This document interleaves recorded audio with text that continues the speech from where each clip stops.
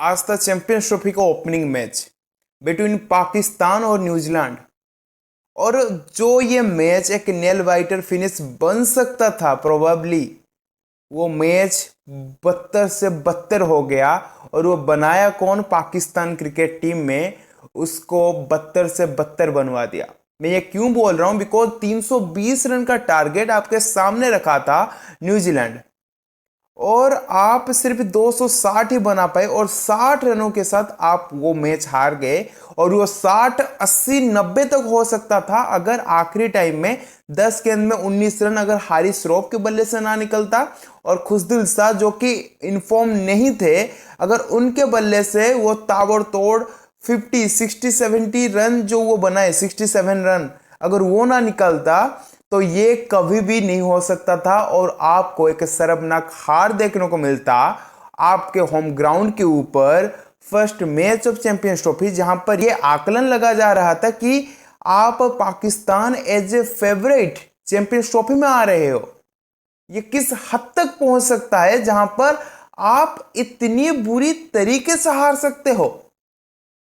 पहले तो बोलूं कि जब आपने बैक टू बैक करके डेविन कॉनवे का विकेट लिया, अबरार अहमद जिस हिसाब से वो गेंद उनकी उंगली से निकला और गेंद पड़कर जब बाहर निकला, तब लग चुका था कि रिजवान, जिनको लग रहा था ये जो एक फ्लैट सरफेस होने वाला है, वो वहां पर चूक खा गए हैं। उनको लगा था क्या कि हाँ, ये एक फ्लैट सरफेस है और न्यूजीलैंड जितना भी रन बनाएगा हम उसको इजी तरीके से चेज कर सकते हैं। लेकिन जब अबरार अहमद का अंडर द सनलाइट आप देखना, जब फर्स्ट इनिंग्स में हो रहा था, वो गेंद कितना निकला था।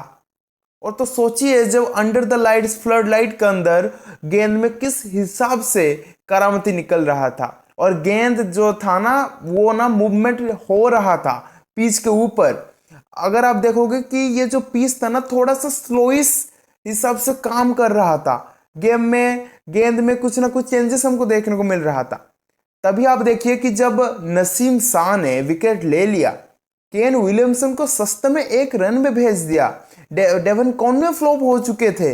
उसके बाद जो उनका मतलब जो डट कर खेलने वाले प्लेयर थे जैसे डेरल मिचेल, उनको भी 14 रन, महज 14 रन में ही उनको निकाल दिया, उनको उनको पेविलियन लौटा दिए। तब लगा था कि भाई कंप्लीटली पाकिस्तान इस गेम में आ चुका है। वो लगभग 220 या 250 के अंदर न्यूजीलैंड को निपट देगा और एक इजी विन को डिजर्व करेगा। लेकिन देखिए, अगर आपको याद होगा जो ट्राई सीरीज चल रहा था, वहां पर Kane Williamson, Devon Conway, Daryl Mitchell, ये लोग पूरी तरीके से फॉर्म में थे। तो कौन फॉर्म में नहीं था? जैसे विल यंग फॉर्म में ही नहीं थे, उनके साथ टॉम लेथम जिनको बार बार बैक करा जा रहा था नेशनल टीम में 50 ओवर के फॉर्मेट में, वो भी अगर आप देखोगे आखिरी 5 साल के अंदर उनसे भी इतना बेहतरीन परफॉर्मेंस नहीं निकला है। लेकिन देखिए, जिस टाइम में एक नीड था कि इन लोगों के बीच में पार्टनरशिप बनना था, तभी उन्होंने करके दिखाया। विल यंग 107 रन का पारी, टॉम लेथम 104 गेंद में 118 रन का नाबाद पारी। अब देखिए ना, एक चैंपियन टीम हम किसे कहते हैं? एक चैंपियन टीम जिसमें मैच विनर भरा हुआ है, हम किसे कहते हैं? जहां पर आपका जो टॉप प्लेयर जब नहीं चलेंगे, आपका जो बाकी प्लेयर है उनको बैक करेंगे। और देखिए आज किवीज ने वैसे ही किया। टॉम लेथम के बल्ले से रन आया, जो कि बहुत दिनों तक उनके बल्ले से रन ही नहीं निकल रहा था 50 ओवर के फॉर्मेट में, लेकिन वो करके दिखाए। अगर आपको याद हो कि इस ट्राई सीरीज में जो 2 मैचेस हुआ था और वहां पर वो 3 मैचेस कंटिन्यू खेले थे, वहां पर भी Tom Latham flop. Will young को आते हैं शाहीन अफरीदी, नसीम शाह, उनको लेके नए गेंद के साथ उनका विकेट लेके चले जाते हैं। लेकिन इस बार उनका जो दिमागी संतुलन था वो पूरी तरीके से तैयार होके आए थे कि हमको कुछ बड़ा करके दिखाना है। और चैंपियंस ट्रॉफी के पहले मैच में उनके बल्ले से वही सब निकला। और उनके साथ अगर मैं कहूं कि ग्लेन फिलिप्स, जो कि आके आखिरी मोमेंट में 39 गेंद में 61 रन का पारी, वो पूरी तरीके से जो पाकिस्तान का मोमेंटम को तहस नहस करके रख चुका था। अगर आप देखोगे कि शाहीन अफरीदी, जो कि आपका टॉप क्लास बॉलर है, आप कंसीडर कर सकते हो, जो कि 10 ओवर में 68 रन देके उनको कोई भी विकेट नहीं मिला। नए गेंद में वो पूरी तरीके से उनका फ्लो ही नजर नहीं आया। नसीम शाह जो कि 2 विकेट लिए, जब केन विलियमसन का विकेट लिए और विलियम का भी विकेट उन्होंने लिए। लेकिन आप अगर देखोगे कि हारिस रऊफ, उनको कूटा गया है 10 ओवर में 83 रन और 2 विकेट।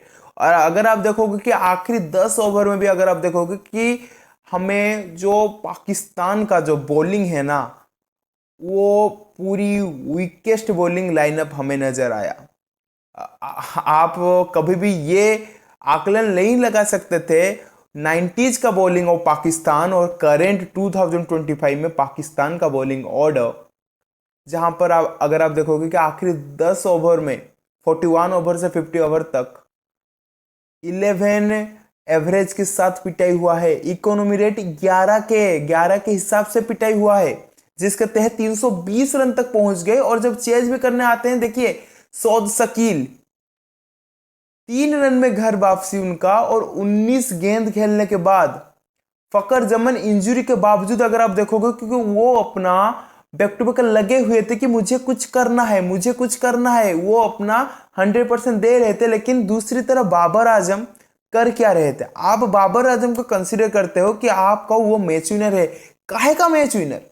मैच विनर हम किसे कहते हैं? जब टीम के सिचुएशन में उनको आगे लेकर आए। लेकिन अगर आप यहां पर देखोगे, आज का मैच एक पूरी तरीके से एक एग्जाम्पल है कि बाबर आजम किस हिसाब से खुदगर्ज होकर अपने लिए खेल रहे थे।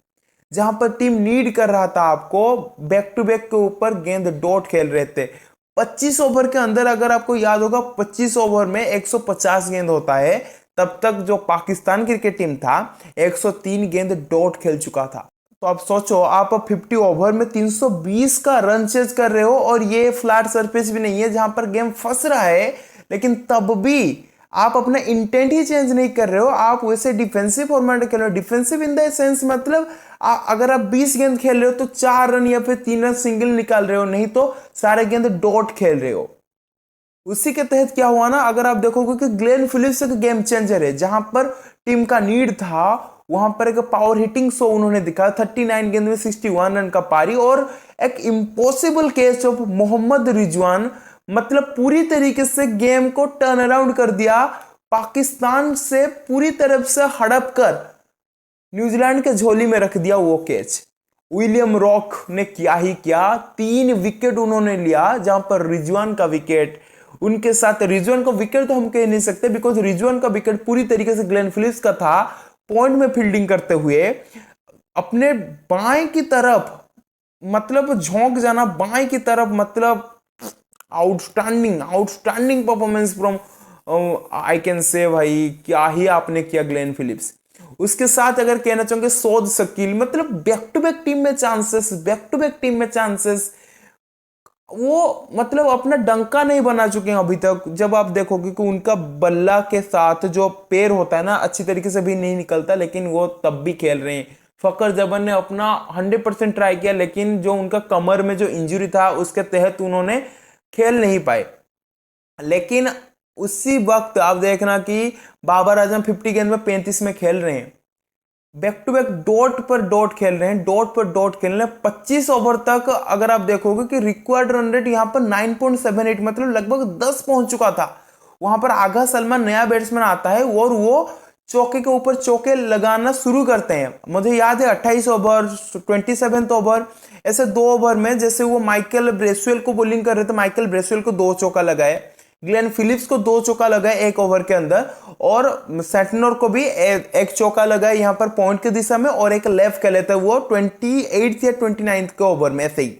लेकिन जब वो 3 गेंद में से 2 चौका लगा रहे थे आगा सलमान और एक सिंगल ले रहे थे, और जो 3 गेंद वो दे रहे हैं बाबर आजम को, तो बाबर आजम क्या कर रहे हैं, 3 गेंद डॉट, 3 गेंद डॉट, 3 गेंद डॉट। तो देखिए अगर आप यहां पर 9 रन बना रहे हो, अगर वहां पर अगर आप सिंगल लेते हो और स्ट्राइक रोटेट भी करते हैं, तो वहां पर 11 से 12 रन भी बन सकता था। जिससे क्या होता ना, आगा सलमान के ऊपर पूरा प्रेशर भी नहीं लगता, बिकॉज 10 के पार हो चुका था तब तक जो रिक्वायर्ड रन रेट है, और वहां पर एक बंदा मार रहा है और आपका काम है सिर्फ स्ट्राइक रोटेट करना। नहीं, आपको अपना माइलस्टोन कंप्लीट करना है, जो कि 50 रन। आप 80 गेंद में 50 बनाते हो, लेकिन उसके बाद जब आगा सलमान 30 ओवर हो गया, आगा सलमान मारने की कोशिश में, रन रेट जो बहुत ही बढ़ रहा था उसको कम करने की कोशिश में, जब वो एक शॉट खेलने के गए और नेथन स्मिथ के गेंद पर वो आउट हो गए। लेकिन तब आप कहते हो, आपको कंसिडर करते हो, आप एक मैच विनर हो, लेकिन आप क्या करते हो ना, ग्लेन फिलिप्स गेंदबाजी कर रहे हैं जो कि उनका पार्ट टाइमर गेंदबाजी है, और उनके ऊपर आपको क्या करना है, आपको प्रेशर डालना था, आपको उनको एक दो चौके लगाना था, लेकिन नहीं, आप उनको भी डॉट खेलते हो। 6 गेंद में अगर वो बॉलिंग करें तो 4 गेंद आप डॉट खेल रहे हो, 5 गेंद में सिंगल ले रहे हो, और छठे गेंद में आगा सलमान को गेंद बल्लेबाजी करने दे रहे हो। तो ऐसे क्रिकेट नहीं होता। आप पूरी तरीके से इंटेंट लेस क्रिकेट खेले हो, जिसके तहत पाकिस्तान एक शर्मनाक हार से ये मैच उनको देखने को मिला। आप उनके फैंस, जो पाकिस्तान के फैंस है ऑल ओवर द वर्ल्ड, उनका भी मन में ठेस पहुंचा रहे हो, और आप एक चौकर हो। मैं कहना चाहता हूं, you are not a match winner any more. नहीं है, नहीं है। आप वो जिम्बाब्वे के खिलाफ खेल सकते हो 100 गेंद में 120 रन, नहीं, आप यहां पर नहीं बना सकते। आप अपने होम ग्राउंड के ऊपर खेल रहे हो, लेकिन आपने जिस हिसाब से ये गेम को खेला, मुझे लगा कि आप कोई ओवरसीज कंडीशन में क्रिकेट खेल रहे हो, और जो गेंदबाजी कर रहे हो वो है यहाँ पर लोकल खिलाड़ी। आप देखिए ना, करेंटली हैट्रिक ऑफ लॉसेस हो चुका है अगेंस्ट न्यूजीलैंड। यहाँ पर ट्राई सीरीज में उन्होंने आपको फिनाले में हराए और लीग फेजेस में हराए, मतलब कुत्ते के तहत हराए, कुत्ते की तरह वन साइडेड जो एनकाउंटर होता है, और यहाँ पर भी वन साइडेड एनकाउंटर। आप मतलब देखिए, न्यूजीलैंड आपके घर में आया और आपको 3 बार हरा के चला गया। ऐसे ही होता है खेल। और उसके बाद क्या हुआ ना, देखिए खुशदिल शाह ने इंटेंट दिखाया। मतलब देखिए, खुशदिल शाह बांग्लादेश प्रीमियर लीग में उनका फॉर्म था, लेकिन उसके बाद जो ट्राई सीरीज था उनमें, उसमें से उनका कोई फॉर्म ही नहीं निकला था, लेकिन जिस टाइम में नीड था उन्होंने करके दिखाया।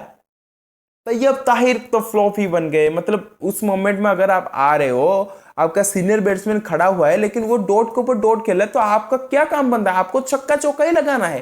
देयर इज एनी, मतलब वहां पर कोई ऑप्शन ही बाकी नहीं है। तो ऐसे ही हुआ, और आखिर में अगर वो ना होता तो नहीं होता। विलियम रॉक ने लिए 3 विकेट, और मतलब सेंटनर का भी तारीफ बनना चाहिए, बिकॉज वो क्या किए ना, देखे जब डिफेंसिव होकर बाबर आजम खेले तो वहां पर एक तरफ से ग्लेन फिलिप्स को ले आए, माइकल ब्रेसवेल को लगा लिए, और जब माइकल ब्रेसवेल ने फकर जमन का विकेट लिया, और ये कंटिन्यूअसली वहां पर बॉलिंग करते गए, और जिसके तहत कि 60 रन का विक्ट्री। और इसके बाद क्या होना, 1.20 प्लस 1.20 का रन रेट बन चुका है यहाँ पर न्यूजीलैंड का, और माइनस 1.20 का है पाकिस्तान का। तो पाकिस्तान को अभी सोचना पड़ेगा किस हिसाब से उनको फाइट बैक करना है, मतलब इंटेंट के हिसाब से अगेंस्ट इंडिया, नहीं तो इंडिया कच्चा चबा जाएगा और अपने मुंह दिखाने का लायक नहीं रहेगा पाकिस्तान। अगर वीडियो अच्छा लगे तो लाइक कर दो, चैनल को सब्सक्राइब कर दो। अगर फेसबुक पेज में भी देख रहे हो तो वहां पर भी लाइक कर दो और फॉलो कर लो। Thanks for watching this video.